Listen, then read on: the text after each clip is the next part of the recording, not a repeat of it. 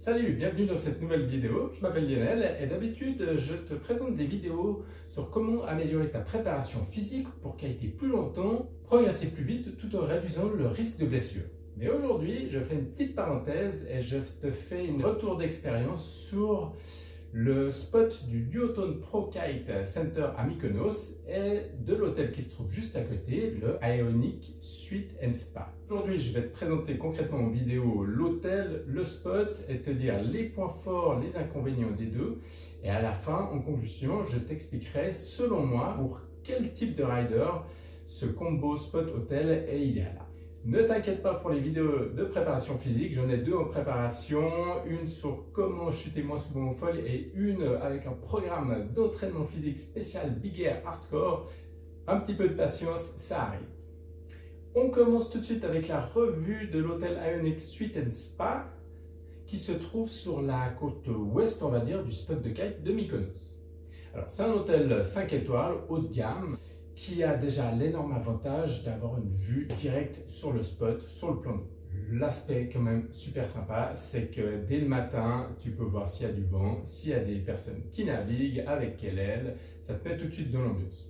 L'autre gros avantage, c'est évidemment que tu peux aller depuis l'hôtel jusqu'au spot à pied. On commence avec la réception et le hall principal de l'hôtel. C'est récent, moderne, assez design, un petit peu froid, mais quand même très classe. C'est ici que tu pourras t'installer pour remplir les formalités avec un cocktail d'accueil très savoureux. On passe maintenant à la suite Chronos qu'on avait la chance d'occuper.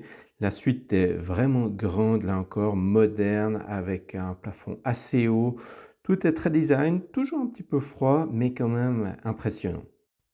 Il y a beaucoup de place, on a un petit peu étalé nos affaires, mais c'est idéal pour faire sécher ton matos de kite. Les suites ont toute une terrasse qui donne soit sur le spot de kite, soit sur le jardin. Ici, j'avais la chance d'avoir la vue sur le spot, avec en prime un jacuzzi. Ici, c'est la version matinale avec quasiment pas de vent, mais tu verras après la version avec un petit peu plus de vent et des gens qui kitent. La terrasse est globalement très sympa, à l'exception de l'ombre. Et oui, tu vas être au soleil à peu près jusqu'à midi, jusqu'à que le soleil passe derrière l'hôtel. Et le soleil peut cogner fort en Grèce. Si tu as un gros budget, tu peux louer une des suites au rez-de-chaussée qui ont une énorme piscine, comme tu as pu le voir. Et là, sauf erreur, tu auras un petit peu d'ombre. Voilà la version avec un petit peu de vent et un premier kitesurfer. Comme tu peux le voir, la vue est vraiment directement sur le spot et ça, c'est génial.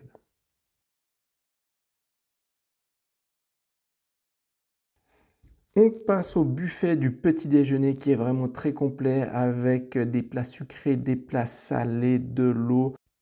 Il y a même du vin mousseux local au cas où tu aimerais boire pour oublier le manque de vent, ce qui est quand même peu probable. Le buffet est déjà super copieux, mais en plus de ça, tu pourras commander différents plats à la carte, comme des œufs, comme des pancakes, et là encore, c'est très bien présenté et délicieux. Idéal pour faire le plein d'énergie avant une journée de kite. Le restaurant, comme la piscine, donne également directement sur le spot de kite. Tu commences peut-être à comprendre pourquoi c'est idéal si tu es avec des personnes qui t'accompagnent qui ne kitent pas. Elles pourront vraiment t'observer, t'admirer depuis l'hôtel. Au niveau du dîner, les plats sont extrêmement bien présentés, comme tu peux le voir sur les photos. Au niveau goût, c'est bon, sans être exceptionnel. Le service est très attentionné, un petit peu trop maniéré à mon goût, mais voilà, c'est à fond dans le mode 5 étoiles. Voici également le chemin qui te permettra d'aller au spot de kite. Comme tu peux le voir, ce n'est vraiment pas très long.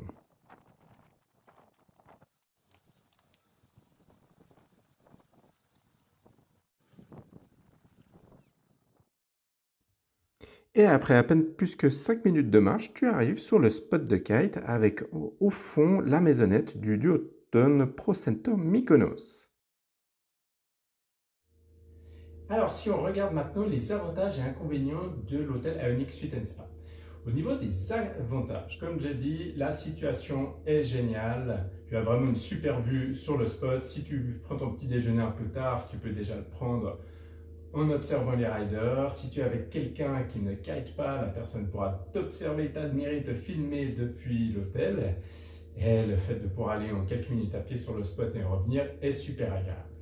L'autre avantage, c'est le personnel. Le personnel est vraiment très agréable. On voit qu'on est dans un hôtel 5 étoiles. Tout le monde est prêt à faire de son mieux pour que tu sois content. Ensuite, en bon gourmand, j'ai adoré le petit déjeuner. Un buffet très complet, mais ensuite tu vas pouvoir commander plein de choses à la carte. La qualité est excellente. C'est idéal pour faire le plein d'énergie avant une grosse session de kite. Et pour finir, les chambres, il faut quand même le dire, elles sont récentes.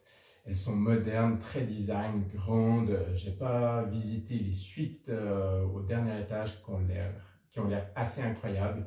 Mais globalement, l'hôtel a ta gueule. Et il y a quand même le wow effect quand on entre dans la chambre. Après, tout n'est pas parfait quand même. Et quand on va dans un hôtel de ce niveau, on peut être exigeant. Donc, j'ai quand même noté quelques inconvénients. Déjà, le manque d'ombre sur la terrasse.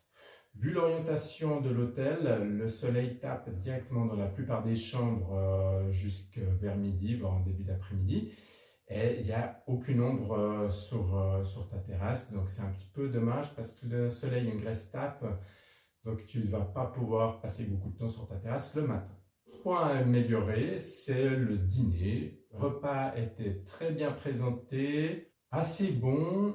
Le personnel en faisait un petit peu trop, du coup c'était bien, mais là encore, je m'attendais à mieux. Et au final, je dirais quand même que l'inconvénient, c'est les prix en haute saison. En juillet et août, une chambre, on va dire de base, qui est déjà très bien, peut quand même coûter facilement 1 000 € la nuit.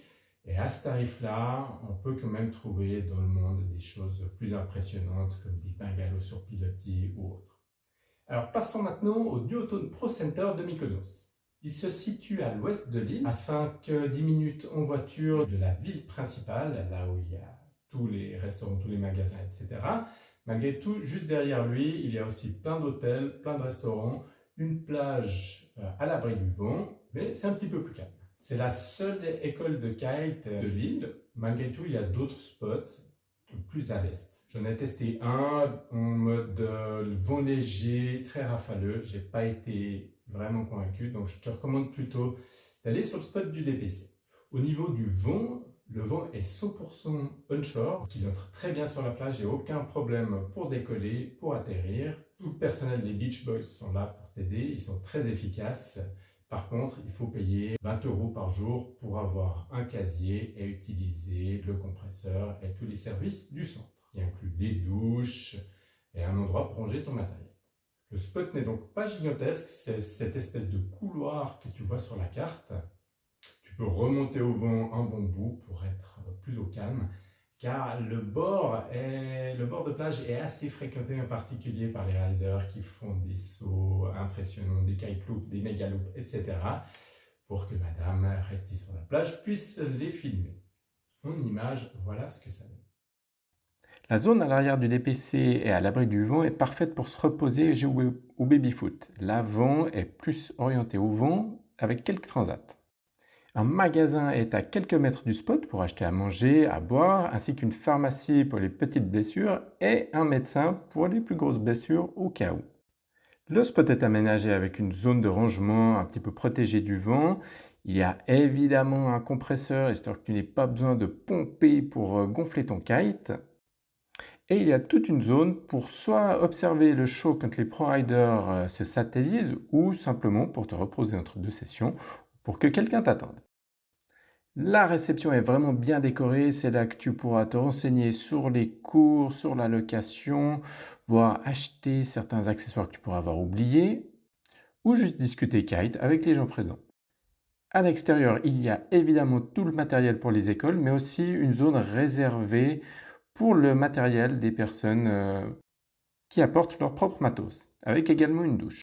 Tu peux louer différents casiers de différentes tailles en fonction de la quantité de matériel que tu as. J'ai pu facilement laisser 3 ailes et 2 barres dans le mien. Les planches, elles, restent à l'extérieur. Passons maintenant au concret. Comme tu peux le voir, le décollage n'est vraiment pas un problème. La difficulté est plus une fois que tu es dans l'eau et que tu veux faire ton water start. Comme je te le disais avant, il y a pas mal de monde qui navigue au bord du spot pour faire le show et du coup la mise à l'eau peut être un petit peu délicate. Rien de dramatique si tu es à l'aise avec la remontée au vent. Mais il va falloir bien regarder à gauche à droite, trouver ton créneau et ensuite te lancer et ne pas te retraîner. Une fois lancé, comme tu peux le voir, les couleurs sont plutôt belles, donc ça fait plaisir de naviguer. L'eau est normalement assez chaude, mais l'air peut être assez frais avec du vent fort, un shorty ou une combi légère peuvent être nécessaires. Alors, résumons les points positifs et les points négatifs du Duotone Pro Center de Mykonos. Commençons avec les points positifs. Déjà, l'ambiance du spot, du centre est excellente. C'est vraiment l'ambiance kite. Les riders restent là la journée pour discuter. C'est vraiment super sympa et on s'y sent bien. Et pour moi, c'est un des points les plus positifs. C'est vraiment un centre où on a envie de venir kiter, on a envie de passer du temps à discuter avec les autres riders. C'est super sympa. Le personnel est également super sympa, que ce soit à la réception, les beach boys, les coachs. J'ai même dû me faire secourir en bateau une fois. Ça a été fait avec le sourire, dans une bonne ambiance. C'était vraiment très apprécié. Un des autres avantages est le vent fort, ce qui est assez fréquent, surtout en été. J'ai eu sans problème du vent à 25 nœuds avec des rafales jusqu'à 30-35 nœuds, voire bien plus. Donc si tu veux utiliser tes petites ailes, t'entraîner au big air, te satelliser, c'est vraiment le bon endroit. Le niveau sur le spot est d'ailleurs très élevé, que ce soit les coachs ou certaines personnes, certains locaux ou autres touristes, tu vas pouvoir voir des méga loops, des doubles kite loops, etc. C'est motivant, ça donne envie de se surpasser. Donc, globalement, je trouve que les conditions pour les riders avancés qui veulent progresser, peut-être prendre un peu une session de coaching, sauter plus haut, améliorer ses réceptions, ses heavy loops, ses kite loops, quoi que ce soit, c'est vraiment un bon endroit. À l'inverse, ça arrive quand même qu'il n'y ait pas de vent et les possibilités sans vent sont excellentes. C'est aussi parfait si tu es avec quelqu'un qui ne fait pas de kite pour un peu séparer la journée entre une grosse session de kite et ensuite de la plage plus normale ou pour aller au village faire du shopping. C'est très facile et très efficace. La facilité d'accès au spot est aussi excellente, surtout si tu veux faire un week-end prolongé dédié au kite. Tu peux regarder les prévisions à 4-5 jours juste avant de partir, décider un petit peu à la dernière minute et partir si les prévisions sont positives. Et en général, elles sont relativement fiables. Donc si les prévisions à 4-5 jours annoncent 25 nœuds, tu risques pas trop de te retrouver sans vent.